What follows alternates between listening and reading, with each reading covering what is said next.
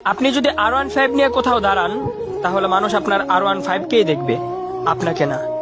কিন্তু কোনো বিশ্বসেরা ফুটবল কিংবা ক্রিকেট প্লেয়ার যদি BMW নিয়েও দাঁড়ায়, সবাই কিন্তু ওই প্লেয়ারটাকেই দেখবে, তার BMW কে না।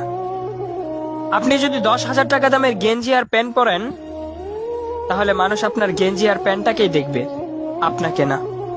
আর ওই প্লেয়ারটা যদি 50 টাকা দামের গেঞ্জিও পরে, তাহলে কেউ তার গেঞ্জিটাকে দেখবে না, সবাই কিন্তু ওই প্লেয়ারটাকেই দেখবে।